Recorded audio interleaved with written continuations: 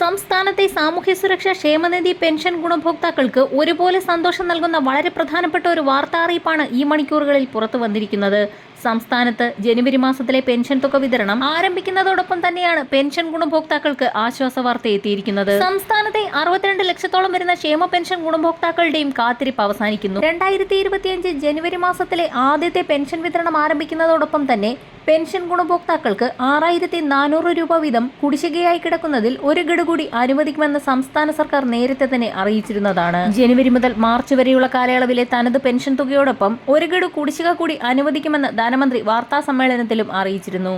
ഈ സാഹചര്യത്തിലാണ് ഗവർണറുടെ ഭാഗത്തു നിന്നും പെൻഷൻ ഗുണഭോക്താക്കൾക്ക് ആനുകൂല്യങ്ങൾ പ്രഖ്യാപിച്ചുകൊണ്ടുള്ള നയപ്രഖ്യാപനം എത്തിയിരിക്കുന്നത്.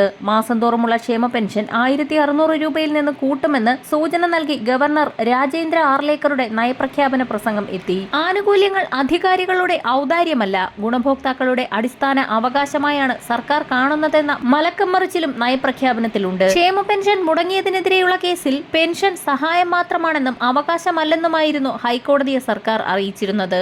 62 ലക്ഷം പേർക്ക് പ്രതിമാസം നൽകുന്ന ക്ഷേമ പെൻഷൻ വർദ്ധിപ്പിക്കുന്നതിനുതകും വിധം വരുമാനം കൂട്ടാൻ ശ്രമിച്ചുകൊണ്ടിരിക്കുകയാണെന്ന പ്രഖ്യാപനം വരുന്ന ബജറ്റിൽ പെൻഷൻ 100 മുതൽ 200 രൂപ വരെ വർദ്ധിപ്പിക്കുമെന്നുള്ള സൂചനയാണ് നൽകുന്നത്. വാർഡ് അടിസ്ഥാനമാക്കിയുള്ള പരിശോധനയുടെ ഭാഗമായി ഏറ്റവും പുതിയ വിതരണ ലിസ്റ്റ് തയ്യാറാക്കി 2025 മാർച്ച് മാസം മുതൽ പെൻഷൻ വിതരണം ചെയ്യുമ്പോൾ വിധവ, വാർദ്ധക്യ, ഭിന്നശേഷി പെൻഷനുകളിലെ ഇതോടൊപ്പം തന്നെ അവിവാഹിത പെൻഷൻ, കർഷക തൊഴിലാളി പെൻഷൻ എന്നിവ കൈപ്പറ്റുന്ന ഗുണഭോക്താക്കളുടെയും ഏറ്റവും പുതിയ വിതരണ ലിസ്റ്റ് തയ്യാറാക്കുകയും ഇതിന്റെ ഭാഗമായി ക്രോഡീകരിച്ച ലിസ്റ്റിന്റെ അടിസ്ഥാനത്തിൽ മാത്രം വർദ്ധിപ്പിച്ച പെൻഷൻ തുകയും കുടിശ്ശിക തുകയും വിതരണം ചെയ്യുന്ന രീതിയിലേക്കാണ് സംസ്ഥാന സർക്കാർ നടപടി ആരംഭിച്ചിരിക്കുന്നത്. പെൻഷനും മറ്റ് ആനുകൂല്യങ്ങളും വിതരണം ചെയ്യുന്നതിലേക്കായി സംസ്ഥാനം നാളെ 1500 കോടി രൂപ വായ്പ എടുക്കും.